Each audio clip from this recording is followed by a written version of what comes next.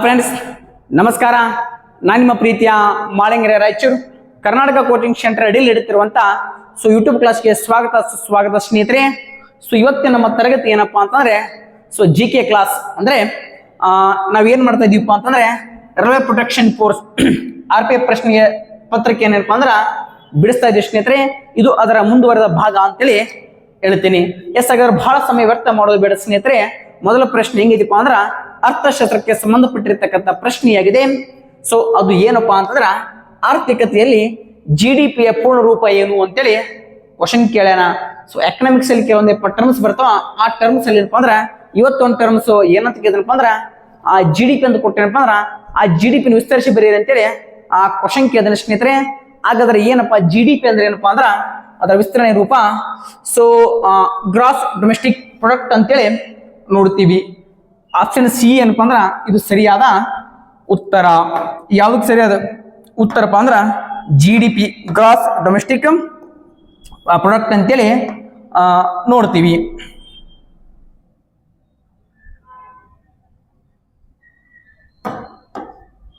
Okay, ಹಾಗಾದ್ರೆ ಸರಿಯಾದ ಉತ್ತರ ಏನಪ್ಪಾ ಅಂದ್ರ GDP ಅಂದ್ರೆ ಗ್ರಾಸ್ ಡೊಮೆಸ್ಟಿಕ್ ಪ್ರಾಡಕ್ಟ್ ಅಂತ ನೋಡ್ತೀವಿ.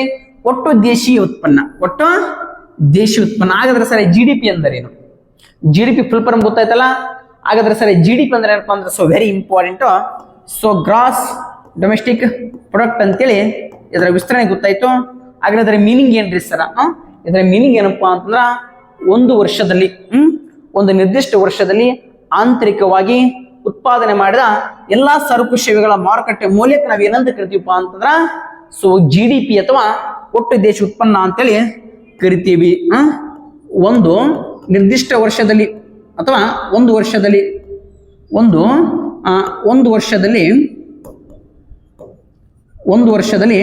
ಆಂತರಿಕವಾಗಿ ಉತ್ಪಾದನೆ ಮಾಡಿದ ಎಲ್ಲ ಸರಕು ಮತ್ತು ಸೇವೆಗಳ ಒಟ್ಟು ಮಾರುಕಟ್ಟೆ ಮೌಲ್ಯಕ್ಕೆ ನಾವೇನಂತ ಕರಿತೀವಿ ಅಂದ್ರ GDP ಅಂತೇಳಿ ಕರಿತೀವಿ. ಅರ್ಥ ಆಯ್ತಲ್ಲ? ಹಾಗಾದ್ರೆ ಸರ್ ಮತ್ತೊಂದು ಬರ್ತಿಲ್ರಿ ಏನ್ರಿ ಸರ್ NDP ಅಂತ ಕೂಡ ಮುಂದೊಂದಿನ ಕ್ವಶನ್ ಕೇಳಬಹುದು ಸ್ನೇಹಿತರೆ. ಇವತ್ತು GDP ಕೇಳಿದ್ರೆ ಮುಂದೊಂದಿನ ಏನ್ ಕೇಳಬಹುದು? NDP ಕೇಳಬಹುದು. GDP ಈಗೇನಪ್ಪಾ ಅಂದ್ರೆ NDP. Sir NDP full form ಏನ್ರಿ? Very important. ನೆಟ್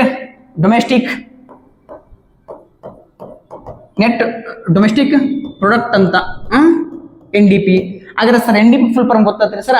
ಮತ್ತೆ NDP ಅಂದ್ರೆ ಏನ್ರಿ ಸರ? Very important. NDP ಅಂದ್ರೆ ಏನಪ್ಪಾ ಅಂದ್ರ ಒಂದು ನಿರ್ದಿಷ್ಟ ವರ್ಷದಲ್ಲಿ ಆಂತರಿಕವಾಗಿ ಉತ್ಪಾದನೆ ಮಾಡಿದ ಎಲ್ಲ ಸರಕು ಸೇವೆಗಳ ಮೌಲ್ಯಕ್ಕೆ ಅಂತ ಕರಿದ್ವಿ GDP ಅಂತ ಕರಿದ್ವಿ.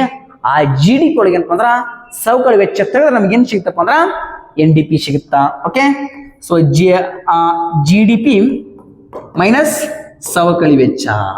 ಸರ್ ಸವಕಳಿ ವೆಚ್ಚ ಅಂದ್ರೆ ಏನ್ರಿ ಸರ್? ಸವಕಳಿ ವೆಚ್ಚ ಇದನ್ನ ತೆಗೆದ್ರ ನಮ್ಗೆ ಸಿಗುದೇನಪ್ಪಾ ಅಂದ್ರ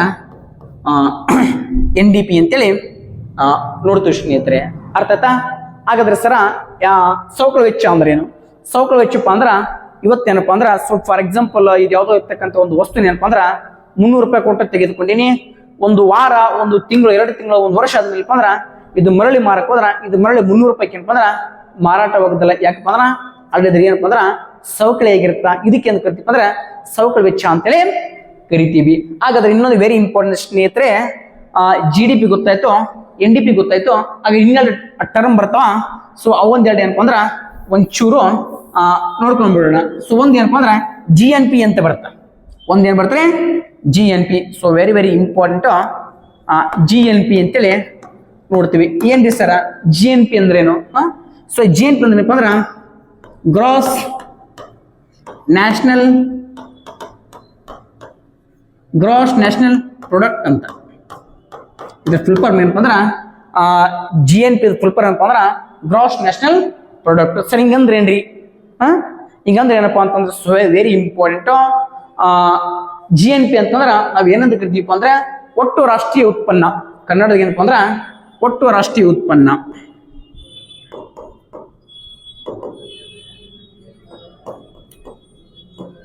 ಒಟ್ಟು ರಾಷ್ಟ್ರೀಯ ಉತ್ಪನ್ನ ಅಂತೇಳಿ ಕರಿತೀವಿ. ಹಾಗಾದ್ರೆ ಸರ್ ಡೆಫಿನಿಷನ್ ಮೀನಿಂಗ್ ಏನ್ರಿ ಸರ? ಒಂದು ವರ್ಷದಲ್ಲಿ ಒಂದು ರಾಷ್ಟ್ರವು ಆಂತರಿಕವಾಗಿ ಮತ್ತು ಬಾಹ್ಯವಾಗಿ ಉತ್ಪಾದನೆ ಮಾಡಿರ್ತಕ್ಕಂಥ ಎಲ್ಲ ಸರಕು ಸೇವೆಗಳ ಮಾರುಕಟ್ಟೆ ಮೌಲ್ಯಗೆ ಅಂತ ಕರಿತೀವಿ ಅಂದ್ರೆ ನಾವು GNP ಅಂತೇಳಿ ಕರಿತೀವಿ. ಓಕೆ, ಅದೇ ಸರ್ನಾಗಿ ಸರ್ ಮತ್ತೊಂದು ಕಂಡು ಬರ್ತಲ್ಲ ಸರ್, NNP ಅಂದ್ರೆ ಏನು sir? So very important, net national product ಅಂತ. ನೆಟ್ ನ್ಯಾಷನಲ್ ಪ್ರಾಡಕ್ಟ್ ಇದಕ್ಕೆ ಅಂತ ಕರಿತೀವಿ ಅಂದ್ರೆ ನಿವ್ವಳ ರಾಷ್ಟ್ರೀಯ ಉತ್ಪನ್ನ ಅಂತ ಕರಿತೀವಿ. ನಿವ್ವಳ ರಾಷ್ಟ್ರೀಯ ಉತ್ಪನ್ನ ಸೇಮ್ ಸ್ನೇಹಿತರೆ. GDP ಅಂತಂದ್ರ ಒಂದು ದೇಶದ ಒಳಗಡೆ ಉತ್ಪಾದನೆ ಮಾಡ್ತಕ್ಕಂಥ ಎಲ್ಲ ಮಾರುಕಟ್ಟೆ ಮೌಲ್ಯಕ್ಕೆ GDP ಅಂತ ಕರೆದ್ರ. ಸೊ GNP ಅಂದ್ರಪ್ಪ ಅಂದ್ರ ದೇಶ ಹೊರಗೆ ಮತ್ತು ಒಳಗೆ ಉತ್ಪಾದನೆ ಮಾಡ್ತಕ್ಕಂಥ ಎಲ್ಲ ಸರಕು ಸೇವೆಗಳ ಮಾರುಕಟ್ಟೆ ಮೌಲ್ಯ ಅಂತೇಳಿ ಕರಿತೀವಿ. ಆಯ್ತಾ? ಹಾಗಾದ್ರೆ ಸೊ ಮುಂದಿನ ಪ್ರಶ್ನೆಗೆ ಹೋಗೋಣ ಸ್ನೇಹಿತರೆ. ಡಾಕ್ಟರ್ ಸಲೀಂ ಅಲಿ ಪಕ್ಷಿಧಾಮವು ಯಾವ ರಾಜ್ಯದಲ್ಲಿ ಇದೆ ಅಂತೇಳಿ ಕ್ವಶನ್ ಕೇಳೇನ. ತಮಿಳುನಾಡು, ಆಂಧ್ರ ಪ್ರದೇಶ, ಗೋವಾ, ಕರ್ನಾಟಕ.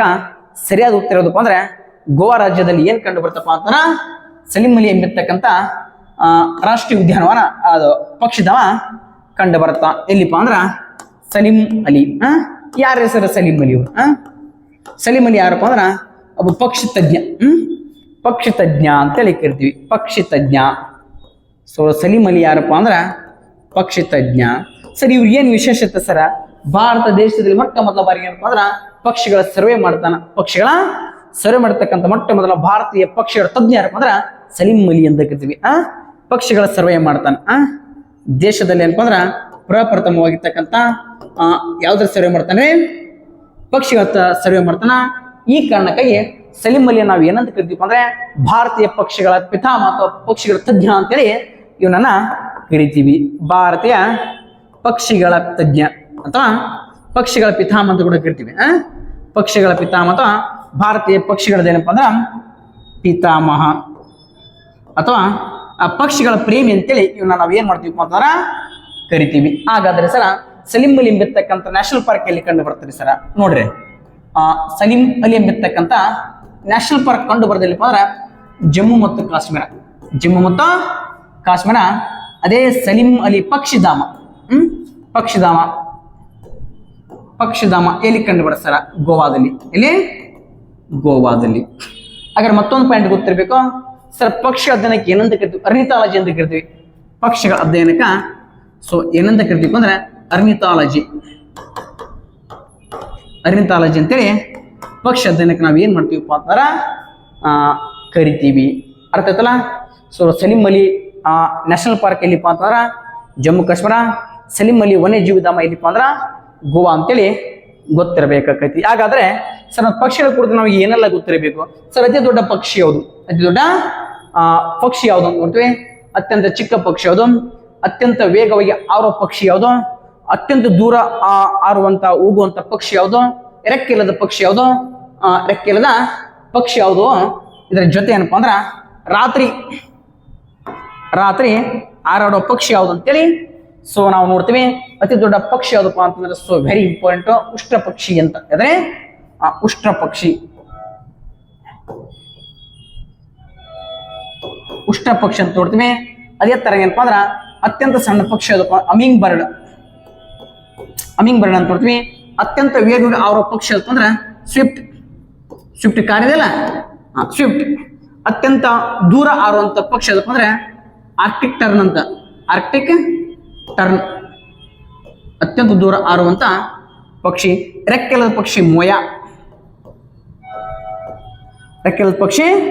ಮೊಯ. ಸೊ ರಾತ್ರಿ ಸಂಚರಿಸೋ ಪಕ್ಷಿ ಯಾವ್ದಪ್ಪ ಅಂದ್ರೆ ಗೂಬೆ ಅಂತೇಳಿ ನೋಡ್ತೀವಿ. ಇಷ್ಟು ಒಂಚೂರು ಏನಪ್ಪಾ ಅಂದ್ರ ಪಕ್ಷಿಗಳ ಬಗ್ಗೆ ನಿಮ್ಗೆ ಏನಿರ್ಬೇಕು ಗೊತ್ತಿರಬೇಕು. ಓಕೆ, ನೆಕ್ಸ್ಟ್ ಅಪ್ಪ ಅಂದ್ರ ಈ ಕೆಳಗಿನ ಯಾವ ವಿದೇಶಿ ಪ್ರಯಾಣಿಕರು ತೆಲುಗು ಭಾಷೆಯನ್ನು ಇಟಾಲಿಯನ್ ಆಫ್ ಈಸ್ಟ್ ಎಂದು ಕರೆದಿದ್ದಾರೆ? Italian of the East. Telugu ಭಾಷೆಗೆ ನಾವು ಒಬ್ಬ ವ್ಯಕ್ತಿ ಏನಂತ ಕರೆದನಪ್ಪ ಅಂದ್ರೆ ಇದು ಪೂರ್ವದ ಏನಪ್ಪ ಅಂದ್ರ ಇಟಲಿ ಭಾಷೆ ಅಂತೇಳಿ ಕರೆದಾನ. ಸೊ ಅವ್ನು ಯಾರಪ್ಪ ಅಂತಂದ್ರ so Nicolo Conti, William Hawkins, Duarte Barbosa, ವಯಂಗ್ ಸ್ಟ್ಯಾಂಗ್ ಅಂತೈತಿ. ಸೊ ಅಲ್ಲಿ ಸರಿಯಾದ ಉತ್ತರ ಏನಪ್ಪಾ ಅಂತಂದ್ರ ಸೊ ನೋಡಿ ಸ್ನೇಹಿತರೆ ನಿಕೋಲೋ ಕೊಂಟಿ ಅಂತ. ಯಾಕೊಂಟಿ? ನಿಕೋಲೋ ಕೊಂಟಿ ಎಂಬಿರ್ತಕ್ಕಂಥ ವ್ಯಕ್ತಿ ಏನಪ್ಪಾ ಅಂದ್ರ ಸೊ ಏನಂತ ಕರಿತಾನ್ರಿ? ತೆಲುಗು ಭಾಷೆಕ ಪೂರ್ವದ ಇಟಾಲಿಯನ್ ಅಂತೇಳಿ ಕರೀತಾನ. ಹಾಗಾದ್ರೆ ಯಾರ ಹೆಸರ Nicolo Conti? So very very important. Nicolo Conti ಯಾರಪ್ಪ ಅಂದ್ರ ವಿಜಯನಗರ ಕಾಲಕ್ಕೆ ಭೇಟಿ ನೀಡಿರ್ತಕ್ಕಂಥ ಒಬ್ಬ ಇಟಲಿಯ ಪ್ರವಾಸಿಗ ನಿಕೋಲೋ ಕೊಂಟಿ. ಯಾಕೊಂಟಿ? ಸೊ ನಿಕೋಲೋ ಕೊಂಟಿ ಅಂತ ಕಂಡು ಬರ್ತಾನ. ಯಾರ ಹೆಸರ ನಿಕೋಲೋ ಕೊಂಟಿ ಅಂತ ಗೊತ್ತಾಯ್ತು. ಇವನ್ ಏನಪ್ಪಾ ಅಂತಂದ್ರ 1420 ಅಂತಂದ್ರ ವಿಜಯನಗರದ ದೊರೆ ಕಂಡು ಬರ್ತಾನ. 1ನೇ ದೇವರಾಯ ಅಂತ. ಈ ದೇವರಾಯನ ಆಸ್ಥಾನಕ್ಕೆ ಏನಪ್ಪ ಅಂದ್ರ ಭೇಟಿ ನೀಡ್ತಾನ. ಸೊ ಇವನು ಯಾವ ದೇಶದ ಬಂದಿರ್ತಪ್ಪ, ಇಟ್ಲಿ ದೇಶದ ಪ್ರವಾಸನಾಗಿ ಬಂದಿರ್ತಾನ. ಸರ್ ಬಂದು ಏನೇನು ಹೇಳ್ತಾನ, ವೆರಿ ಇಂಪಾರ್ಟೆಂಟು. ಸೊ ಏನಂತ ಹೇಳ್ತಾನಪ್ಪ ಅಂದ್ರ ಇವರ ರಾಜ್ಯದ ಏನಪ್ಪ ಅಂದ್ರ ಹಂಪಿ ಏನಾಗಿತ್ತಪ್ಪ ಅಂದ್ರ 60 ಮೈಲಿ ವಿಸ್ತಾರವಾಗಿತ್ತು. 60 ಮೈಲಿ ವಿಸ್ತಾರವಾಗಿರ್ತಕ್ಕಂಥ ಹಂಪಿಯಲ್ಲಿ ಏನಪ್ಪಾ ಅಂದ್ರ 5 ಲಕ್ಷ ಜನ ವಾಸ ಮಾಡಿದ್ರು. 5 ಲಕ್ಷ ಜನರ ಕಾಯಕ್ಕೆ ಏನಪ್ಪಾ ಅಂದ್ರ 90,000 ಸೈನಿಕರು ಇದ್ರು ಅಂತೇಳಿ ಉಲ್ಲೇಖ ಮಾಡ್ತಾನ. ಅದೇ ತೆರನಾಗಿ ಈ ವಿಜಯನಗರ ಸಾಮ್ರಾಜ್ಯದಲ್ಲಿ ಏನಪ್ಪಾ ಅಂದ್ರ ಸತಿ ಪದ್ಧತಿ ಜಾರಿಯಲ್ಲಿತ್ತು. ಯಾವ ಪದ್ಧತಿ? ಸತಿ ಪದ್ಧತಿ ಜಾರಿಯಲ್ಲಿತ್ತು ಅಂತ ಉಲ್ಲೇಖ ಮಾಡ್ತಾನೆ. ಇದರ ಜೊತೆಗೆ ಮತ್ತೊಂದು ಹೇಳ್ತಾನೆ, ಏನಪ್ಪಾ ಅಂದ್ರ ಯುಗಾದಿ ಹಬ್ಬ ಜಾರಿಯಾಗಿತ್ತು. ಮಹಾನವಮಿ ಜೊತೆಗೆ ಏನಪ್ಪಾ ಅಂದ್ರ ದಸರಾ ಹಬ್ಬಗಳೇನಪ್ಪಾ ಅಂದ್ರ ಜಾರಿಯಲ್ಲಿ ಇದ್ದು ಅಂತ ಹೇಳ್ತಾನ. ಅದೇ ತರ ಇನ್ನೊಂದು ವೆರಿ ಇಂಪಾರ್ಟೆಂಟು. ಸೊ ತೆಲುಗು ಭಾಷೆಗೆ ಏನಂತ ಕರಿತೀನಪ್ಪ ಅಂದ್ರೆ ತೆಲುಗು ಭಾಷೆಗೆ ಏನಂತ ಕರಿತೀನಪ್ಪ ಅಂದ್ರೆ ಪೂರ್ವದ ಇಟಾಲಿಯನ್ ಅಂತೇಳಿ ಕರೀತಾನ. ಇಷ್ಟು ಇಂಪಾರ್ಟೆಂಟು ನಿಕೋಲೋ ಕೊಂಟಿ. ಹಾಗಾದ್ರೆ ಒಂಚೂರು ಒಂದು ಪಾಯಿಂಟ್ ಗೊತ್ತಿರ್ಬೇಕು. ಸರ್ ವಿಲಿಯಂ ಹಾಕಿನ್ಸ್ ಯಾರು ಸರ್? ವಿಲಿಯಂ ಹಾಕಿನ್ಸ್ ಯಾರಪ್ಪ ಅಂತಾರ ಜಂಗೀರಸನ್ಗೆ ಬಂದಿರತಕ್ಕಂಥ ಒಬ್ಬ ಬ್ರಿಟಿಷ್ ರಾಯಭಾರಿ. 1609 ಏನಪ್ಪ ಅಂದ್ರ ಸೊ ಜಂಗೀರಸನ್ಗೆ ಬಂದಿರತಕ್ಕಂಥ ಬ್ರಿಟಿಷ್ ವ್ಯಕ್ತಿ ಯಾರಪ್ಪ ಅಂದ್ರ ಬಂದಿರ್ತಾನ. ಇವನ್ ಯಾವಪ್ಪ ಅಂದ್ರ ಬ್ರಿಟಿಷ್ ಕಂಪನಿ ಕಡೆಯಿಂದ ಬಂದಿರ್ತಾನ. ಸರ್ ಡುರಡ್ ಬಾರ್ಬೋಸ್ ಯಾರ್ರಿ sir? Duarte Barbosa very important. ಈ ಡುರಡ್ ಬಾರ್ಬೋಸ್ ಏನಪ್ಪ ಅಂದ್ರ ಶ್ರೀಕೃಷ್ಣ ದೇವರಾಯನ ಕಾಲದಲ್ಲಿ ಏನಪ್ಪ ಅಂದ್ರ ಭೇಟಿ ಕೊಡ್ತಾನ. ಯಾರು ಭೇಟಿ ಕೊಡ್ತಾನೆ? ಡುರಡ್ ಬಾರ್ಬೋಸ್ ಅಂತ ನೋಡ್ತೀವಿ. So very important. ಈ ಡುರಡ್ ಬಾರ್ಬೋಸ್ ಏನಪ್ಪಾ ಅಂದ್ರ 1515 ಏನಪ್ಪಾ ಅಂದ್ರ ಯಾರ ಕಾಲಕ್ಕೆ ಅಂದ್ರ ಕೃಷ್ಣ ದೇವರನ ಆಸ್ಥಾನಕ್ಕೆ ಏನ್ ಮಾಡ್ತಾನಪ್ಪ ಅಂದ್ರ ಭೇಟಿ ಕೊಡ್ತಾನ. ಸರ್ ಇವನಿಗೆ ಯಾವ ದೇಶದಿಂದ ಬಂದಿರ್ತಾನ್ರಿ? ಪೋರ್ಚುಗೀಸ್ ಈ ದೇಶದಿಂದ ಏನಪ್ಪಾ ಅಂದ್ರ ಇಲ್ಲಿ ವಿಜಯನಗರ ಕಾಲಕ್ಕೆ ಭೇಟಿ ಕೊಟ್ಟಿರ್ತಾನ.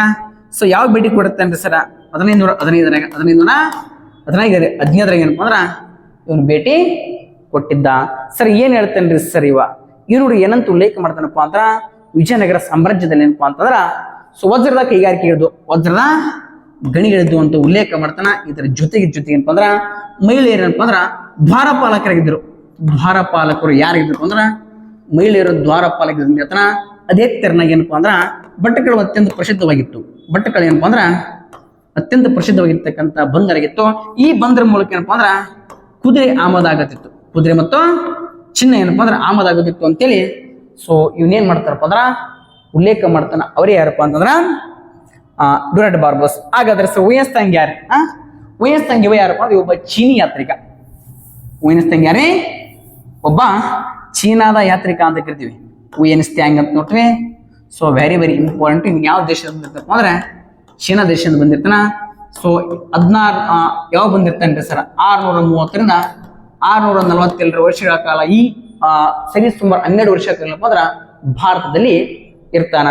ಹಾಗಾದ್ರೆ ಸರ್ ಇನ್ನು ಬರ್ತಕ್ಕಂಥ ಕೃತಿ ಕಂಡು ಬರ್ತಾ ಶಿಯುಕಿ ಅಂತ ಚೀನಿ ಭಾಷೆದ ಕಂಡು ಬರ್ತಾ.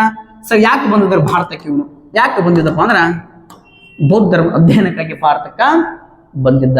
ಇವನು ಬಂದಿರತಕ್ಕಂಥ ಸಂದರ್ಭದಲ್ಲಿ ಏನಪ್ಪ ಅಂದ್ರ ಭಾರತದಲ್ಲಿ 3 ಮನೆತನಗಳಲ್ಲಿ ಏನಪ್ಪಾ ಅಂದ್ರ 3 ಮನೆತನ ರಾಜ್ಯರ ಆಸ್ಥಾನಕ್ಕ ಭೇಟಿ ಕೊಡ್ತಾನ. ಒಂದೇನಪ್ಪ ಅಂದ್ರ ವರ್ಧನ ಮನೆತನ.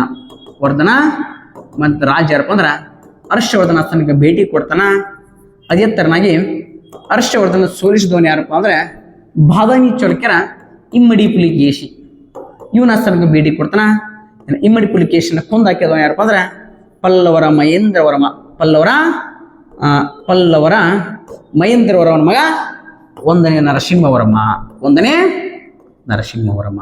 ಓಕೆ, ಇವರೆಲ್ಲರ ಆಸ್ಥಾನಕ್ಕೆ ಏನಪ್ಪಾ ಅಂದ್ರ ಭೇಟಿ ಕೊಡ್ತಾನೆ. ನೋಡ್ರಿ, ವಯಸ್ಸಂಗನ ಕೊಂದಾಕಿದ ಹರ್ಷವರ್ಧನನ ಸೋಲಿಸಿದವನು ಇಮ್ಮಡಿ ಪುಲಿಕೇಶಿನ ಸೋಲಿಸಿದವನು ಯಾರಪ್ಪ ಅಂದ್ರ ಪಲ್ಲವರ ಮಹೇಂದ್ರವರ್ಮನ ಮಗ 1ನೇ ನರಸಿಂಹವರ್ಮ ಅಂತ ನೋಡ್ತೀವಿ. ಈ 3 ಮನೆತನಕ್ಕೆ ಭೇಟಿ ನೀಡಿದ್ದ. ಭಾರತದಲ್ಲಿ ಯಾವ ರೀತಿ ಬೌದ್ಧರ ಅಸ್ತಿತ್ವದಲ್ಲಿತ್ತು ಅಂತೇಳಿ ತನ್ನ ಕೃತಿಯೊಳಗೆ ಉಲ್ಲೇಖ ಮಾಡ್ತಾನ. ಇದೇ ತೆರನಾಗಿ ಸತತವಾಗಿ 12-13 ವರ್ಷಗಳ ಕಾಲ ಭಾರತದಲ್ಲಿ ಪದರ ಸಂಸ್ಕೃತವನ್ನು ಕಲಿತುಕೊಳ್ತಾನ. ಸಂಸ್ಕೃತವನ್ನು ಕಲಿತುಕೊಂಡು ಏನ್ ಮಾಡ್ತಾನಪ್ಪ ಅಂದ್ರ ಇಲ್ಲಿರ್ತಕ್ಕಂಥ ಬೌದ್ಧ ಗ್ರಂಥಗಳನ್ನ ಚೀನಿ ಭಾಷೆಗೆ ಏನ್ ಮಾಡ್ತಾನೆ, ಭಾಷಾಂತರ ಮಾಡ್ತಾನ. ಯಾರೋ ಹುಯೆನ್ ತ್ಸಾಂಗ್. ಅರ್ಥಾತ್ ಇವನೇನಪ್ಪ ಅಂದ್ರ ನಳಂದ ವಿಶ್ವವಿದ್ಯಾಲಯದಲ್ಲಿ ಏನಾಗಿದ್ದ, ವಿದ್ಯಾರ್ಥಿಯಾಗಿದ್ದ. ಇದ್ರ ಜೊತೆ ಗೊತ್ತಿರಬೇಕು, ಇವನು ಕೂಡ ಬೌದ್ಧ ಧರ್ಮ ಸ್ವೀಕಾರ ಮಾಡಿದ್ದ. ಬೌದ್ಧ ಧರ್ಮದ ಇವನ್ ಯಾವ ಪಂಥಪ್ಪ ಅಂದ್ರ ಮಹಾಯಾನ ಪಂಥ. ಯಾವ ಪಂಥ? ಮಹಾಯಾನ ಪಂಥ ಎಂಬುದೇನಪ್ಪ ಅಂದ್ರ ಇವನು ಅನುಸರಿಸಿರ್ತಕ್ಕಂಥ ಪಂಥವಾಗಿತ್ತು ಅಂತೇಳಿ ನೋಡ್ತೀವಿ. ಅರ್ಥತಲ್ಲ. ಇದ್ರ ಜೊತೆ ಏನಪ್ಪಾ ಅಂದ್ರ ಇನ್ನೊಂದು ಗೊತ್ತಿರ್ಬೇಕು, ಇಂಥ ಹರ್ಷವರ್ಧನ ಭಾರತದಲ್ಲಿ ಆಳ್ವಿಕೆ ಮಾಡ್ತಿರುವಂತ ಸಂದರ್ಭದಲ್ಲಿ ಏನಪ್ಪಾ ಅಂತಂದ್ರ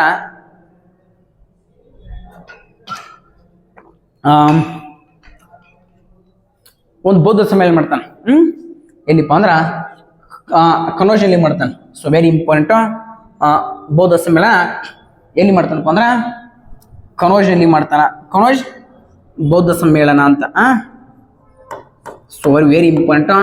ಇಂಥ ಕನೌಜ್ನ ಬೌದ್ಧ ಸಮ್ಮೇಳನಕ್ಕೆ ಏನಪ್ಪಾ ಅಂದ್ರ 643 ಅಂದ್ರ ಅಧ್ಯಕ್ಷತೆ ವಹಿಸಿಕೊಂಡಿರ್ತಾನೆ. ಯಾರಪ್ಪ ಅಂದ್ರ ಹುಯೆನ್ ತ್ಸಾಂಗ್.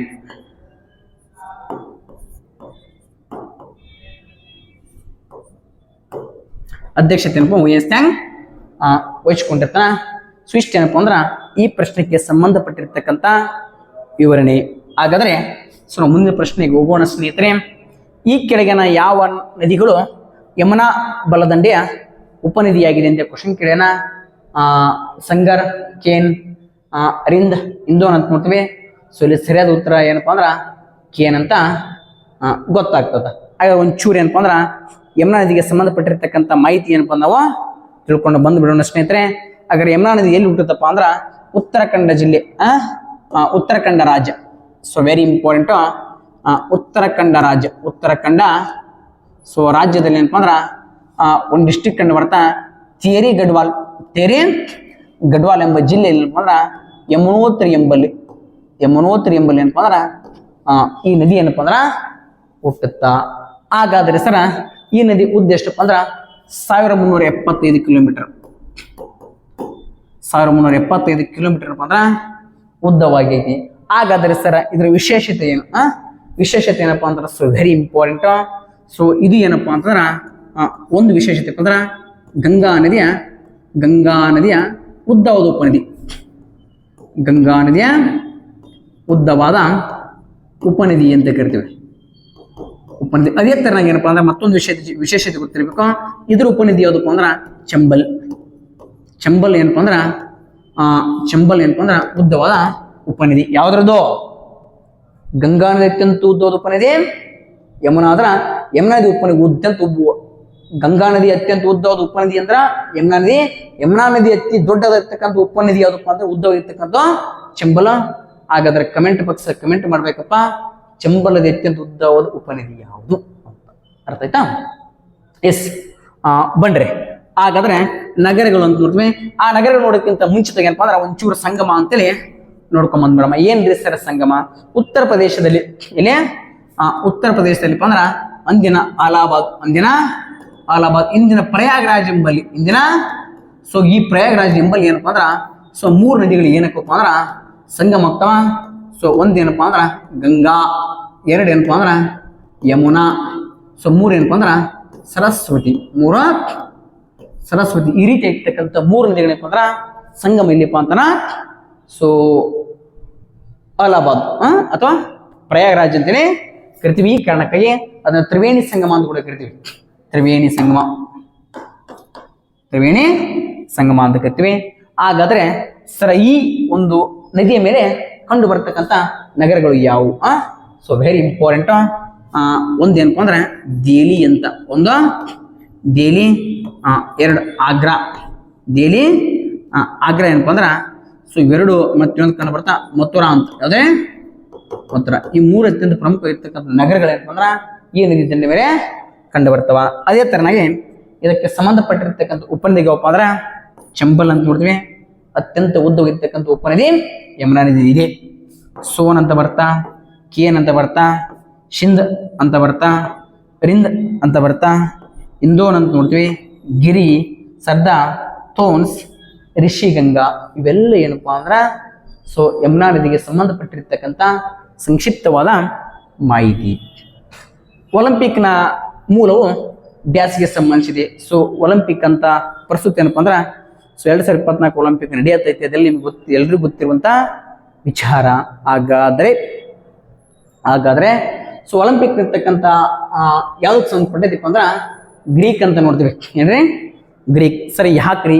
ಸೊ ಯಾಕಪ್ಪ ಅಂದ್ರೆ ಒಲಿಂಪಿಕ್ ಅನ್ನ ಆರಂಭಿಸೋರು ಯಾರಪ್ಪ ಅಂದ್ರೆ ಇವ್ರು ಗ್ರೀಕರು ಅಂತ ಸೊ ನೋಡ್ತೀವಿ. ಓಕೆ, ಈ ಒಲಿಂಪಿಕ್ ಎಂಬಿರ್ತಕ್ಕಂಥದ್ದು ಏನಪ್ಪಾ ಅಂದ್ರೆ ಆರಂಭದಲ್ಲಿ ಕ್ರಿಸ್ತಪೂರ್ವ 776 ಏನಪ್ಪ ಅಂದ್ರೆ ಎಲ್ಲಿ ಆರಂಭ ಐತಪ್ಪ ಅಂದ್ರೆ ಅದು ಗ್ರೀಕ್ ದೇಶದ ರಾಜ್ಯದಲ್ಲಿ ಕಂಡು ಬರ್ತಾ ಅಥೆನ್ಸ್ ಎಂಬಲ್ಲಿ ಏನಪ್ಪ ಅಂದ್ರೆ ಇದು ಏನೈತ್ರಿ ಆರಂಭ ಆಯಿತು ಅಂತ ನಾವ್ ಏನ್ ಮಾಡ್ತೀವಿ ಅಂದ್ರೆ ನೋಡ್ತೀವಿ. 776 ಕ್ರಿಸ್ತಪೂರ್ವದಲ್ಲಿ ಏನೈತಿ ಆರಂಭವಾಯ್ತು. ಮುಂದೊಂದನೆ ಏನಾಗ್ಬಿಡ್ತಪ್ಪ ಅಂದ್ರೆ ಸ್ಟಾಪ್ ಆಕೈತಿ. ಯಾವ ಸ್ಟಾಪ್ ಆಕೈತಿಪ್ಪ ಅಂದ್ರ ಸೊ ಒಲಿಂಪಿಕ್ ನಿಂತು ಹೋಗೈತಿ. ಸೊ ಒಲಿಂಪಿಕ್ ಅಂದ್ರೆ ಏನಪ್ಪ ಅಂದ್ರ ಗ್ರೀಕರ ದೇವ್ರು ಯಾರಪ್ಪ ಅಂದ್ರೆ ಒಲಿಂಪಿಕ್. ಈ ಕಾರಣಕ್ಕೆ ಇದಕ್ಕೆ ಒಲಿಂಪಿಕ್ ಅಂತೇಳಿ ಹೆಸರು ಬಂತು. ಹಾಗಾದ್ರೆ ಸೊ ನಿಮ್ಗೆ ಗೊತ್ತಿರಬೇಕು, ಇದು ಮುಂದೊಂದು ರದ್ದು ಮಾಡ್ತಾನ ಒಬ್ಬರು ಸುಲ್ತಾನ್ ರಾಜ ಬರ್ತಾನ. ರದ್ದು ಮಾಡಿದನಪ್ಪ ಅಂದ್ರ ಮತ್ತೆ 1892 ಮತ್ತೆ ಒಲಿಂಪಿಕ್ ಆರಂಭ ಆಕೈತಿ. ಇದಕ್ಕೆ ನಾವ್ ಏನಂತ ಕರಿತೀವಿ ಅಂದ್ರೆ ಆಧುನಿಕ ಒಲಿಂಪಿಕ್ ಅಂತ ಕರಿತೀವಿ. ಆಧುನಿಕ ಒಲಿಂಪಿಕ್ ಅಂತ ಕರಿತೀವಿ. ಹಾಗಾದ್ರೆ ಒಲಿಂಪಿಕ್ ಅನ್ನ ಪ್ರತಿ ವರ್ಷ ಆಯೋಜನೆ ಮಾಡೋರು ಯಾರು ಸರ? ಸೊ ವೆರಿ ಇಂಪಾರ್ಟೆಂಟ್, IOC ಅಂತ ಬರ್ತಾ. ಸೊ ಏನಂತ ನೋಡ್ತೀವಿ ಅಂದ್ರೆ IOC ಅಂತ ನೋಡ್ತೀವಿ. ಯಾವ IOC ಫುಲ್ ಫಾರ್ಮ್ ಏನಪ್ಪ ಅಂದ್ರೆ ಇಂಟರ್ನ್ಯಾಷನಲ್ ಒಲಿಂಪಿಕ್ ಕಮಿಟಿ ಅಂತ. ಓಕೆ, ಸೊ ಇಂಟರ್ನ್ಯಾಷನಲ್ ಒಲಿಂಪಿಕ್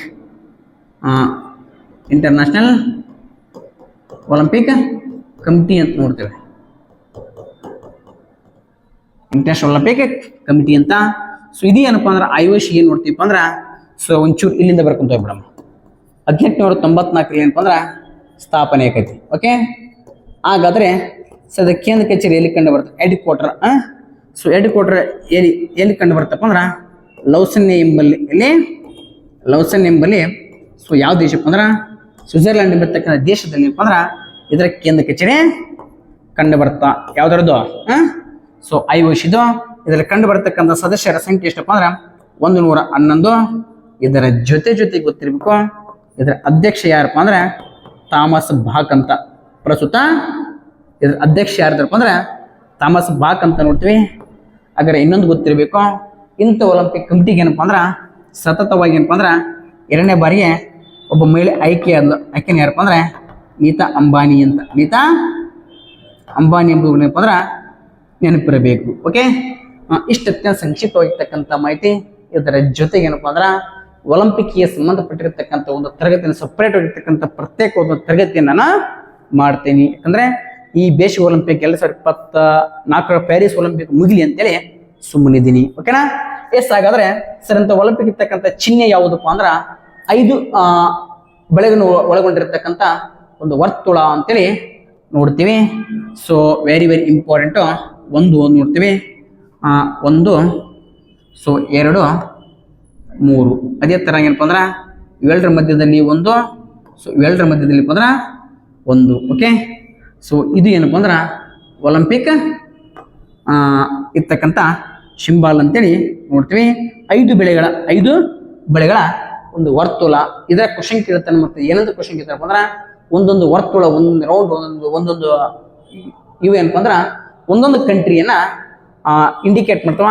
ಆ ಕಂಟ್ರಿ ನೋಡೋದಕ್ಕಿಂತ ಮುಂಚಿತ ಏನಪ್ಪ ಅಂದ್ರ ಕಲರ್ ಗೊತ್ತಿರಬೇಕು. ಇದು ಏನಪ್ಪ ಅಂದ್ರ ಸೊ ನೀಲಿ ಕಲರ್, ಬ್ಲೂ. ಇದು ಏನಪ್ಪ ಅಂತಂದ್ರ ಕಪ್ಪು.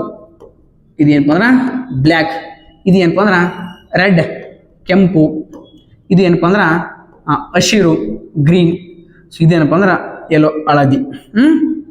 ಇದೇನಪ್ಪ ಅಂದ್ರ ಈ ರೀತಿ ಇರ್ತಕ್ಕಂಥ ತನ್ನ ಬಣ್ಣ ಹೊಂದಿದ್ದೇವೆ. ಇದ್ರಾಗ ಒಂದೊಂದು ಬಣ್ಣ ಏನಪ್ಪ ಅಂದ್ರ ಒಂದೊಂದು ಖಂಡವನ್ನ ತೋರಿಸ್ತವ. ಸರ ಈ ನೀಲಿದ ಯಾವ್ದಪ್ಪ ಅಂತಂದ್ರ ಸೊ ಗೊತ್ತಿರಬೇಕು, ಯುರೋಪ್ ಖಂಡ. ಯಾವ ಖಂಡ? ಯುರೋಪ್ ಖಂಡ ಅಂತ ಕರಿತೀವಿ. ಸರ್ ಕಪ್ಪು ಖಂಡ ಅಂತ ಕರಿತೀವಿ. ಯಾವ್ದಪ್ಪ ಅಂದ್ರ ಆಫ್ರಿಕಾ. ಕೆಂಪು ಯಾವ್ದಪ್ಪ ಅಂದ್ರೆ ಅಮೇರಿಕ ಖಂಡ. ಸರ್ ಮತ್ತೆ ದಕ್ಷಿಣ ಅಮೇರಿಕಾ ಅಂತ ಕೇಳ್ಬಾರ್ದು. ಅಮೇರಿಕಾ ಅಂದ್ರ ಅದ್ರಾಗ ಬಂದು. ಹಸಿರು ಅಂತಂದ್ರ ಆಸ್ಟ್ರೇಲಿಯಾ. ಇನ್ನು ಹಳದಿ ಅಂದ್ರ ನಮ್ಮ ಏಷ್ಯಾ. ಓಕೆ, ಇಷ್ಟೇನಪ್ಪ ಅಂತ ಸಂಕ್ಷಿಪ್ತವಾಗಿರ್ತಕ್ಕಂಥ ಮಾಹಿತಿ ಬಗ್ಗೆ ಸಾಕು. ಒಂದು ಚೂರು ನೋಡಮ್ಮ, ಏನಪ್ಪಾ ಅಂತಂದ್ರ ಒಲಿಂಪಿಕ್ ಸ್ಟಾರ್ಟ್ ಆಗಿದೆ ಅಂದ್ರೆ 1900 ಈ ಒಲಿಂಪಿಕ್ ನಾವು ಎಷ್ಟಪ್ಪ ಅಂದ್ರ ಸೊ ಎರಡು ರೀತಿಯಲ್ಲಿ ನೋಡ್ತೀವಿ. ಒಂದೇನಪ್ಪ ಅಂದ್ರ ಬೇಸಿಗೆ ಒಲಿಂಪಿಕ್, ಸೊ ಮತ್ತೊಂದೇನಪ್ಪ ಅಂದ್ರ ಚಳಿಗಾಲದ ಒಲಿಂಪಿಕ್ ಅಂತ, winter olympic and summer olympic ಅಂತ.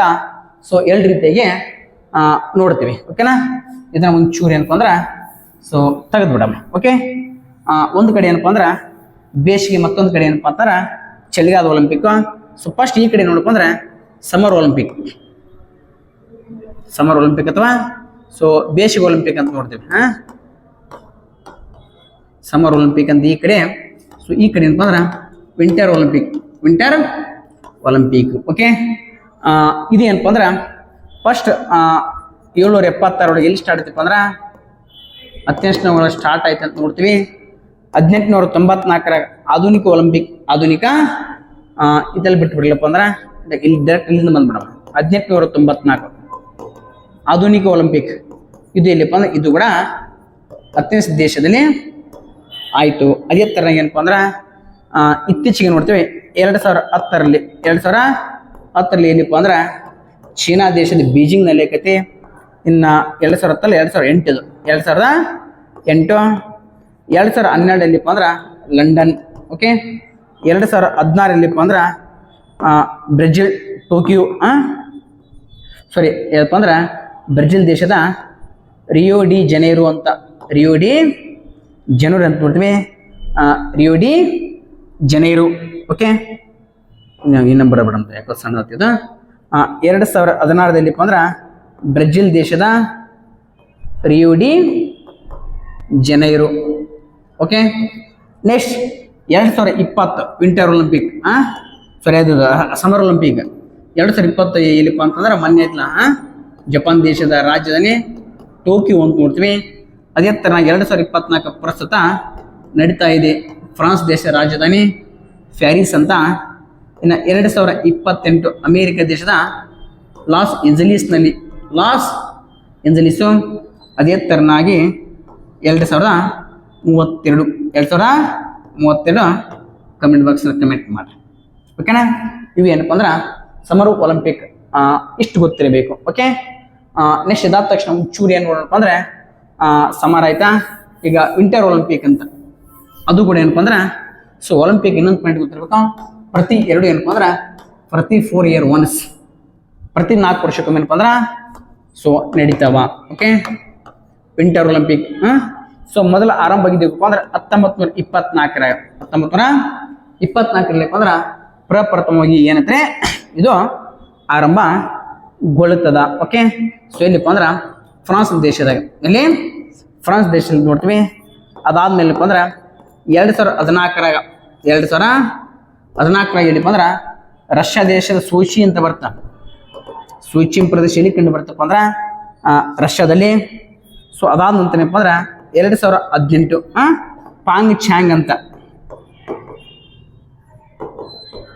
ಪಾಂಗ್ ಚಾಂಗ್ ಯಾವ ದೇಶಪ್ಪ ಅಂದ್ರೆ ಇದು ನಾರ್ವೆ. ಸೋಚಿ ಅದಪ್ಪ ಅಂದ್ರೆ ರಷ್ಯಾ, ಫ್ರಾನ್ಸ್, ಪ್ಯಾರಿಸ್. ಓಕೆ, ಇದಾದ ನಂತರಪ್ಪ ಅಂದ್ರೆ ಈಗ ಇತ್ತೀಚೆಗೆ ಏನಪ್ಪ ಅಂದ್ರೆ 2022 ಮಾನ್ಯತೆ ನಡೀತು. ಎಲ್ಲಿಪ್ಪ ಅಂದ್ರೆ ಚೀನಾ ದೇಶ. ಎಲ್ಲಿ ನಡೀತಪ್ಪ ಅಂದ್ರೆ ಚೀನಾ ದೇಶದ ಇದ್ರಲ್ಲಿ ನಡೀತು. ನೆಕ್ಸ್ಟ್ 2026 ಯಾವ ದೇಶಪ್ಪ ಅಂದ್ರೆ ಫ್ರಾನ್ಸ್ ದೇಶದಲ್ಲಿ ಅಂದ್ರೆ 2026 ವಿಂಟರ್ ಒಲಿಂಪಿಕ್ ನಡೆಯಲಿದೆ. ಆಯ್ತಾ, ಸೊ ಇಷ್ಟು ಗೊತ್ತಿರಬೇಕು.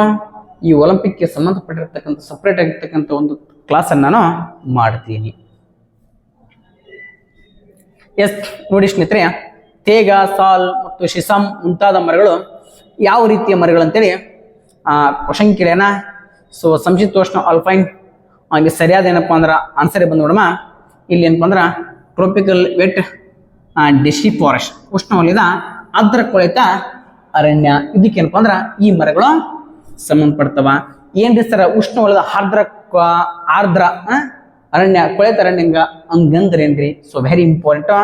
So tropical wet deciduous forest ಅಂತೇಳಿ ಕರಿತೀವಿ. ಸೊ ಇಲ್ಲಿರ್ತಕ್ಕಂಥ ವ್ಯವಸ್ಥೆಯಲ್ಲಿ ಏನಪ್ಪ ಅಂದ್ರೆ ಇದರಲ್ಲಿ ಕಂಡು ಬರ್ತಕ್ಕಂಥ ಪ್ರಮುಖ ಇರ್ತಕ್ಕಂಥ ಇನ್ನು ಮರಗಳು ಯಾವಪ್ಪ ಅಂತಂದ್ರೆ ಶ್ರೀಗಂಧ ಅಂತ ನೋಡ್ತೀವಿ. ಯಾವ ಗಂಧ?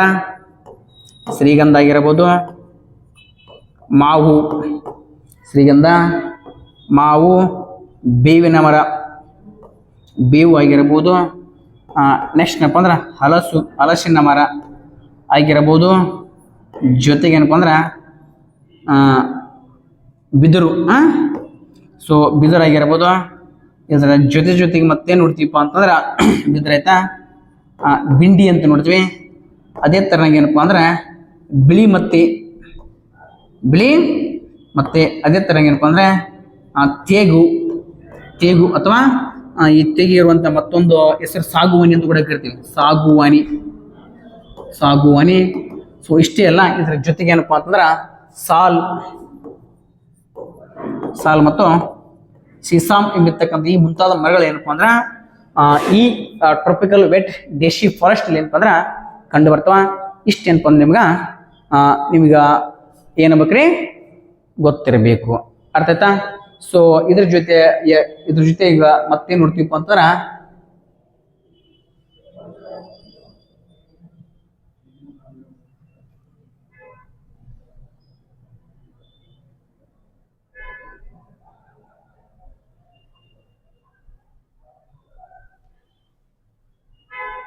ಇರ್ಲಿ. ಎಸ್ ನೋಡ್ರಿ, ಸೊ ಇದಾದ ತಕ್ಷಣ ಒಂಚೂರು ಗೊತ್ತಿರ್ಬೇಕು. ಉಷ್ಣವಲಯದ ನಿತ್ಯ ಋಣದಲ್ಲಿ ಕಂಡು ಬರ್ತಕ್ಕಂಥ ಪ್ರಮುಖ ಇರ್ತಕ್ಕಂಥ ಮರಗಳು ಯಾವ್ದು ಅಂತ ನೋಡ್ತೀವಿ. ಸೊ ಒಂದೇನಪ್ಪ ಅಂದ್ರ ಎಬೋನಿ ಅಂತ ಬರ್ತಾ, ಸೊ ಎಬೋನಿ ಅಂತ ನೋಡ್ತೀವಿ. ಸೊ ಎರಡೇನಪ್ಪ ಅಂದ್ರ ಮಹಾಗನಿ ಅಂತ ಬರ್ತಾ, ಅಂತ ನೋಡ್ತೀವಿ. ನೆಕ್ಸ್ಟ್ ಅಪ್ಪ ಅಂದ್ರೆ ಬ್ರೆಜಿಲಿಯಾ ಅಂತ ಬರ್ತಾ. ಅದೇ ಥರನಾಗಿ ಏನಪ್ಪ ಅಂದ್ರೆ ಸೊ ಬಿದಿರು ಅಂತ ನೋಡ್ತೀವಿ. ಅದೇ ಥರನಾಗಿ ಶಿಕೋನ್ ಮರಗಳು. ಅದೇ ಥರನಾಗಿ ರೂಸ್ವೆಡ್. ಅದೇ ಥರನಾಗಿ ಕೊನೆಯದಾಗಿ ಯಾವುದಪ್ಪ ಅಂದ್ರೆ ರಬ್ಬರ್ ಅಂತ. ರಬ್ಬರ್ ನಿತ್ಯ ಋಣದಲ್ಲಿ ಏನಪ್ಪ ಅಂದ್ರೆ ಕಂಡು ಬರ್ತಕ್ಕಂಥ ಪ್ರಮುಖವಾಗಿರ್ತಕ್ಕಂಥ ಸೊ ಇವೇನಪ್ಪ ಅಂದ್ರೆ ಮರಗಳು. ಓಕೆ, ನೆಕ್ಸ್ಟ್ ಸಂಕ್ಷಿಪ್ತೋಷ್ಣ ಹುಲ್ಲುಗಾವಲದಲ್ಲಿ ಕಂಡು ಬರ್ತಕ್ಕಂಥ ಪ್ರಮುಖವಾಗಿರ್ತಕ್ಕಂಥ ಇಲ್ಲಿ ಮರಗಳು ಯಾವಪ್ಪ ಅಂತಂದ್ರೆ ಸೊ ನೋಡ್ರಿ, ಒಂದು ಸ್ಪ್ರೂಸ್ ಅಂತ ನೋಡ್ತೀವಿ, ಫೈನೋ, ಎಮ್ಲಾಕೋ, ದೇವದಾರ, ಓಕ್ ಇವಿಲ್ಲಿ ಕಂಡು ಬರ್ತಕ್ಕಂಥ ಪ್ರಮುಖವಾದ ಮರಗಳು. ನೆಕ್ಸ್ಟ್, ಈ ಕೆಳಗಿನ ಯಾವ ಆಟಕ್ಕೆ ಬ್ಯಾಟ್ ಅಗತ್ಯವಿದೆ ಅಂತೇಳಿ ಕ್ವಶನ್ ಆಗೈತೆ. So very important. ಇಲ್ಲಿ ಏನಪ್ಪ ಅಂದ್ರೆ ಸರಿಯಾದ ಉತ್ತರ ಸಾಫ್ಟ್ ಬಾಲ್ ಅಂತ ಕರಿತೀವಿ. ಸರ್ ಸಾಫ್ಟ್ ಬಾಲ್ ಅಂದ್ರೆ ಇದು ಏನು ಇಲ್ಲಪ್ಪ, ಅಮೆರಿಕ ದೇಶದ ಕ್ರೀಡೆ ಬರುತ್ತೆ ಗೊತ್ತಾ, ಬೇಸ್ಬಾಲ್ ಅಂತ. ಇದು ಒಂದು ಟೈಪ್ ಆಫ್ ಇದು ಕೂಡ ಏನಪ್ಪ ಅಂದ್ರೆ ಬೇಸ್ಬಾಲ್ ಇಂದ ಬಂದಿರತಕ್ಕಂಥ ಒಂದು ರೂಪ ಯಾವ್ದಪ್ಪ ಅಂದ್ರೆ ಸಾಫ್ಟ್ ಬಾಲ್ ಅಂತೇಳಿ ನೋಡ್ತೀವಿ. ಓಕೆ, ಅದ್ರ ಒಂಚೂರು ಗೊತ್ತಿರ್ಬೇಕು. ಸರ್ ಫುಟ್ಬಾಲ್ ಆಟ ಆಡೋಕೆ ಎಷ್ಟು ಜನ ಬೇಕಪ್ಪ ಅಂದ್ರೆ 11 ಜನ ಬೇಕಾಗೈತಿ. ಸೊ ರಗ್ಬಿಗೆ ಎಷ್ಟಪ್ಪ ಅಂದ್ರೆ 15 ಜನ. ಸೊ ಇದಕ್ಕೇನಪ್ಪ ಅಂದ್ರೆ ಯಾವ್ದ್ರಿ ಸಾಫ್ಟ್ ಬಾಲ್ ಏನಪ್ಪ ಅಂದ್ರೆ 9 ಜನ. ಅದೇ ಥರ ವಾಲಿಬಾಲ್ ಆಡೋಕೆ ಏನಪ್ಪ ಅಂದ್ರೆ 6 ಜನ. ಓಕೆ, ಇದ್ರ ಜೊತೆ ಒಂಚೂರು ಗೊತ್ತಿರಬೇಕು. ಸೊ ಈಗ ಯಾವ್ಯಾವ ರಾಷ್ಟ್ರದ ಕ್ರೀಡೆಗಳು ಯಾವುದು ಅಂತ ಒಂಚೂರು ಏನಪ್ಪ ಅಂದ್ರೆ ಇಲ್ಲಿ ನೋಡ್ಕೊಂಬಿಡ್ರಿ. ಬರೋದೈತೆ ಆಲ್ರೆಡಿ ಪಟ ಏನಪ್ಪ ಅಂದ್ರೆ ಸೊ ಏನು ನೋಡ್ಕೊಂಡ್ಬಿಡ್ರಿ. ಸೊ ರಗ್ಬಿ ಅಂತ ಬರ್ತಾ Georgia, Madagascar, Papua Namibia. Baseball ಏನಪ್ಪ ಅಂದ್ರೆ ಅಮೇರಿಕಾ, ಕ್ಯೂಬಾ, ಇಸ್ಟೋನಿಯಾ, ಫ್ಯೂಟೋರಿಕೋ ಅಂತ ನೋಡ್ತೀವಿ. ವಾಲಿಬಾಲ್ ನೇಪಾಳ ಮತ್ತು ಶ್ರೀಲಂಕಾ. ಇನ್ನು ಫುಟ್ಬಾಲ್ ನೋಡ್ತೀವಿ ಫ್ರಾನ್ಸ್, ಇಸ್ರೇಲ್, ಮಾರಿಷಸ್, ಮಂಗೋಲಿಯಾ ಮತ್ತು ಇಟಲಿ ಅಂತ. ಅರ್ಥ ಆಯ್ತಾ? ಸೊ ಇದ್ರ ಜೊತೆ ಏನಪ್ಪ ಅಂದ್ರೆ ಇನ್ನು ಏನಪ್ಪ ಅಂದ್ರೆ ಬೇರೆ ಕೆಲವೊಂದು ರಾಷ್ಟ್ರಗಳು ಬರ್ತಾವ. ಸೊ ಎಲ್ಲನೂ ಒಂದು ಕಡೆ ಏನು ಮಾಡ್ಕೊಂಡ್ರಪ್ಪ ಅಂದ್ರೆ ನೋಟ್ಸ್ ಮಾಡಿಕೊಳ್ಳುವಂಥ ಪ್ರಯತ್ನ ಆಗಬೇಕು. ಓಕೆ, ನೆಕ್ಸ್ಟ್ ನಮ್ಮ ಮುಂದಿನ ಪ್ರಶ್ನೆ ನೋಡಿ ಸ್ನೇಹಿತರೆ. ರಚನೆ ಮತ್ತು ಕೆಲಸದಲ್ಲಿ ಕೋಶಗಳ ಒಂದೇ ಗುಂಪು ಎಂದು ಕರೆಯಲಾಗುತ್ತದೆ. ಒಂಚೂರು ಟ್ರಾನ್ಸ್ಲೇಷನ್ ಆಗುತ್ತಿರುವಂಥ ಸಂದರ್ಭದಲ್ಲಿ ಬಂದ್ರೆ ಅಸಮಂಜಸ ಟ್ರಾನ್ಸ್ಲೇಷನ್ ಆಗೈತಿ. ಅದರ ಬಗ್ಗೆ ಬಹಳ ಬೇಸರ ವ್ಯಕ್ತಪಡಿಸುವಂಥ ಅವಶ್ಯಕತೆ ಇಲ್ಲ. ಇಲ್ಲಿ ಸರಿಯಾದ ಉತ್ತರ ಏನಪ್ಪ ಅಂದ್ರೆ ಟಿಶ್ಯೂಸ್ ಅಥವಾ ಅಂಗಾಂಶ ಅಂತೇಳಿ ಕರಿತೀವಿ. ಏನು ಸರ್ ಅಂಗಾಂಶ ಅಂದ್ರೆ ಏನಪ್ಪ ಅಂದ್ರೆ ಒಂದೇ ರೀತಿಯ ರಚನೆ ಹೊಂದಿರಬೇಕು, ಒಂದು ರೀತಿಯ ಕಾರ್ಯವನ್ನು ಮಾಡುವಂತ ಜೀವಕೋಶಗಳ ಸಮೂಹಕ್ಕೆ ಏನಂತ ಕರಿತೀವಪ್ಪ ಅಂತಂದ್ರ ಅಂಗಾಂಶ ಅಂತ ಕರಿತೀವಿ. ಏನ್ ಮಾಡ್ಬೇಕ್ರಿ? ಒಂದೇ ರೀತಿಯ ರಚನೆ ಹೊಂದಿರಬೇಕು.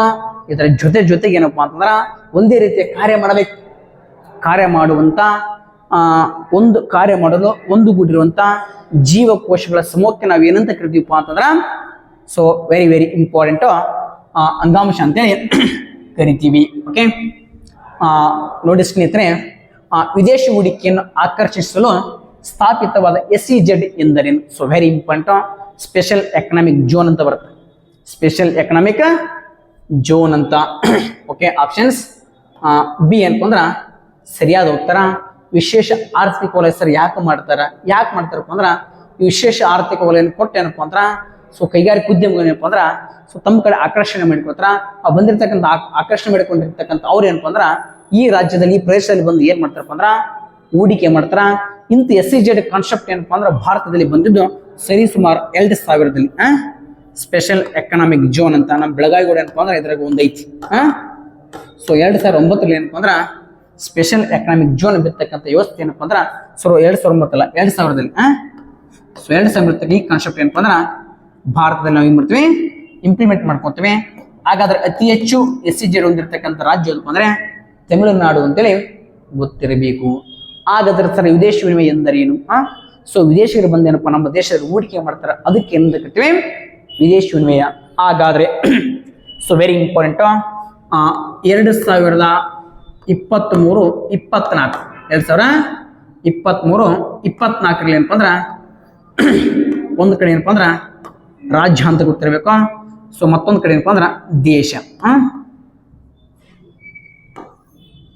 ಓಕೆ, ಹಾಗಾದ್ರೆ ಸರ್ ಇಲ್ಲಿ ಏನ್ ನೋಡ್ತೀವಿ?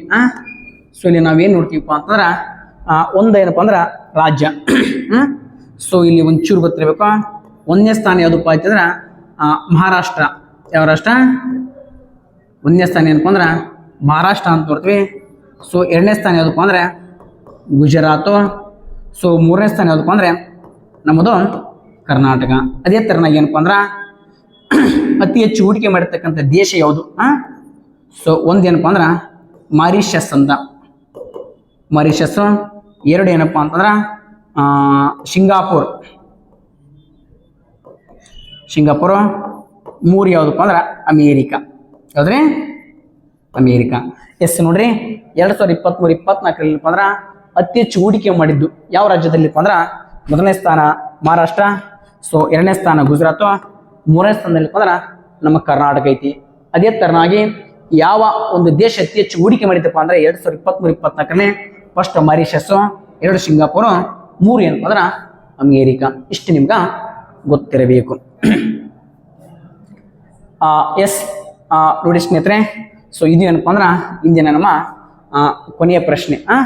ಸೊ ಈ ನಮ್ಮ ಕೊನೆಯ ಪ್ರಶ್ನೆ ಏನಪ್ಪ ಅಂದ್ರ ಒಂದು ವಸ್ತು ವೃತ್ತಾಕಾರ ಮಾರ್ಗದಲ್ಲಿ ಅದೇ ವೇಗದಲ್ಲಿ ಚಲಿಸಿದಾಗ ಅದರ ವೇಗವನ್ನು ಏನಂತ ಕರಿತೀವಿ ಅಂತೇಳಿ ಕ್ವಶನ್ ಕೇಳ್ಯಾರ. ಸೊ ಸರಿಯಾದ ಉತ್ತರ ಏನಪ್ಪ ಅಂದ್ರೆ ಬಹಳ ಸಮಯ ವ್ಯರ್ಥ ಮಾಡೋದು ಬೇಡ. ಆಲ್ರೆಡಿ 40 ನಿಮಿಷ ಆಗಕ್ಕೆ ಬಂದಿದೆ. ಏಕರೂಪ ವೃತ್ತಾಕಾರದ ವೇಗ. ಏಕರೂಪ ವೃತ್ತಾಕಾರದ ವೇಗ ಇದು ನಿಮ್ಗೆ ಅರ್ಥ ಆಗಲ್ಲ. ಇಲ್ಲಿ ಅದು ವಿಧಗಳದಾವ. ಒಂಚೂರು ಏನಪ್ಪ ಅಂದ್ರ ನೋಡ್ಕೊಂಡ್ ಬಂದ್ಬಿಡ್ರಿ. ಚಲನೆ ಅಂತ ಕರಿತೀವಿ. ಚಲನೆ ಏನಪ್ಪ ಅಂದ್ರ ಒಂದು ಸಮಯ ಬದಲಾದಂತೆ ಒಂದು ವಸ್ತು ಏನಪ್ಪ ಅಂದ್ರ ಒಂದು ಪ್ರದೇಶ ಮತ್ತೊಂದು ಕಡೆ ಸ್ಥಾನ ಪಲ್ಲಟ ಆಗ್ಬೇಕು. ಅದಕ್ಕೆ ಏನಂತ ಕರಿತೀವಿ? ಚಲನೆ ಅಂತೇಳಿ ಕರಿತೀವಿ. ಇಂಥ ಚಲನೆಯಲ್ಲಿ ವಿಧಗಳು ಕಂಡು ಬರ್ತಾವ. ಅದ್ರಾಗ ಒಂದೇದು ಏನಪ್ಪ ಅಂದ್ರ ನೇರ ಚಲನೆ ಅಂತ ಕರಿತೀವಿ. ನೇರ ಚಲನೆ ಅಂದ್ರೆ ಏನು ಇಲ್ಲ, ಒಂದು ವಸ್ತು ಸರಳ ರೇಖೆಯಲ್ಲಿ ಸ್ಥಾನ ಪಲ್ಲಟನಗೊಳ್ಳಬೇಕು. ಫಾರ್ ಎಕ್ಸಾಂಪಲ್ ಏನಪ್ಪ ಅಂದ್ರ ಎಕ್ಸಾಂಪಲ್ ಕೇಳ್ತಾನ ಮೋಟಾರ್ ಸೈಕಲ್ ಏನಪ್ಪ ಅಂದ್ರ ಒಂದು ಎಕ್ಸಾಂಪಲ್. ಇನ್ನೊಂದು ಎಕ್ಸಾಂಪಲ್ ಏನಪ್ಪ ಅಂದ್ರ ಸೊ ಮರದಿಂದ ಬೀಳುವ ತೆಂಗಿನಕಾಯಿ. ಇಷ್ಟ ಗೊತ್ತಿರಬೇಕು. ನೇರವಾಗಿ ವಸ್ತು ಏನಪ್ಪ ಅಂದ್ರೆ ಸರಳ ರೇಖೆಯಲ್ಲಿ ಚಲನೆ ಆಗ್ಬೇಕು. ಮುಗಿತು. ನೆಕ್ಸ್ಟ್ ಬರ್ರಿ ವೃತ್ತಾಕಾರ ಚಲನೆ. ವೃತ್ತಾಕಾರ ಚಲನೆ ಅಂದ್ರೆ ಏನ್ರಿ ಸರ? ವೃತ್ತಾಕಾರ ಚಲನೆ ಅಂದ್ರೆ ಏನಪ್ಪ ಅಂದ್ರ ವೃತ್ತಾಕಾರದಲ್ಲಿ ಏನಪ್ಪ ವಸ್ತು ಏನಾಗಬೇಕು? ಚಲನ ಆಗಬೇಕು. ಅದಕ್ಕೆ ಏನಂತ ಕರಿತೀವಿ? ವೃತ್ತಾಕಾರ ಚಲನೆ. ಇದ್ರಾಗ ಮತ್ತೆ 2 ಕಂಡು ಬರ್ತಾವ.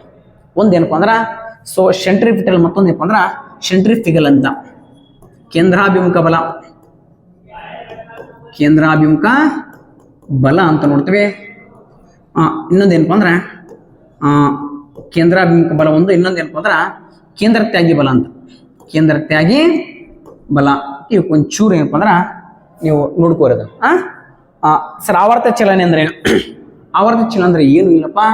ಸೊ ಒಂದು ನಿರ್ದಿಷ್ಟ ಸಮಯದಲ್ಲಿ ಒಂದು ನಿರ್ದಿಷ್ಟ ಒಂದೇನಪ್ಪ ಅಂದ್ರೆ ನಿರ್ದಿಷ್ಟ ಸಮಯದಲ್ಲಿ, ನಿರ್ದಿಷ್ಟ ಸಮಯ ಅಂತಂದ್ರೆ ಟೈಮ್, ಆ ನಿರ್ದಿಷ್ಟ ಸಮಯದಲ್ಲಿ ನಿರ್ದಿಷ್ಟ ಬಿಂದುವಿನಿಂದ ನಿರ್ದಿಷ್ಟ ದೂರ ಏನಾಗಬೇಕು, ಚಲಿಸಬೇಕು. ಅದಕ್ಕೆ ಏನಂತ ಕರಿತೀವಿ, ಆವರ್ತ ಚಲನೆ. ಉದಾಹರಣೆಗೆ ಏನಪ್ಪ ಅಂದ್ರೆ ಒಂದು ಗಡಿಯಾರ, ಲೋಲಕದ ಗಡಿಯಾರ. ಅದೇ ತರನಾಗಿ ಆಂದೋಲನ ಚಲನೆ ಅಂದ್ರೆ ಏನು? ಆಂದೋಲನ ಚಲನೆ ಅಂದ್ರೆ ಏನಪ್ಪ ಅಂದ್ರೆ ನಿರ್ದಿಷ್ಟ ವೇಗದಲ್ಲಿ ನಿರ್ದಿಷ್ಟ ಬಿಂದುವಿನಿಂದ ಏನಾಗಬೇಕು, ಚಲಿಸಬೇಕು. ಬಟ್ ಆದ್ರ ಇಲ್ಲಿ ದೂರ ಏನಪ್ಪ ಅಂದ್ರೆ ಇಲ್ಲಿ ಅಂತರ ಏನಪ್ಪ ಅಂದ್ರೆ ಏರಿಳಿತ ಆಕೈತಿ. ಫಾರ್ ಎಕ್ಸಾಂಪಲ್ ಏನಪ್ಪ ಅಂದ್ರೆ ಉಯ್ಯಾಲೆ ಅಂದ್ರೆ ಏನ? ಉಯ್ಯಾಲೆ ನಾಗರಾಮಶಿ ಬಂತಿಗ ನಾಗರಾಮಶಿ ಕಟ್ಟುವಂತಿರುವಂತ ಒಂದು ಏನಪ್ಪ ಜೋಕಾಲಿ.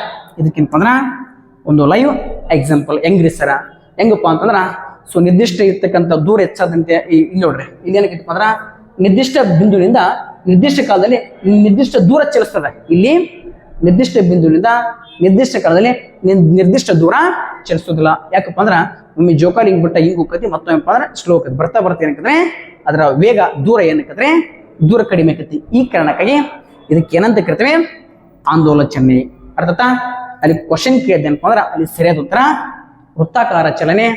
ಹಾಗಾದ್ರ ಕಮೆಂಟ್ ಬಾಕ್ಸ್ ಒಳಗ ಕೇಂದ್ರಾಭಿಮುಖ ಬಲ ಒಂದು ಲೈವ್ ಎಕ್ಸಾಂಪಲ್, ಕೇಂದ್ರ ತ್ಯಾಗಿ ಬಲಕ ಒಂದು ಲೈವ್ ಎಕ್ಸಾಂಪಲ್ ಏನಪ್ಪ ಅಂದ್ರ ಕಮೆಂಟ್ ಬಾಕ್ಸ್ ಒಳಗ ಕಮೆಂಟ್ ಮಾಡೋದು ಮರಿಬ್ಯಾಡ್ರಿ. ಓಕೆ, ಇವತ್ತಿನ ಏನಪ್ಪ ಅಂದ್ರೆ ಇಷ್ಟು ಇಂಪಾರ್ಟೆಂಟ್ ಆಗಿ ಸ್ನೇಹಿತರೆ. ನಮ್ಮ ಕ್ಲಾಸ್ ಅತಿ ಹೆಚ್ಚು ನಿಮ್ಮ ಸ್ನೇಹಿತರಿಗೆ ಶೇರ್ ಮಾಡಿ. Okay, thank you.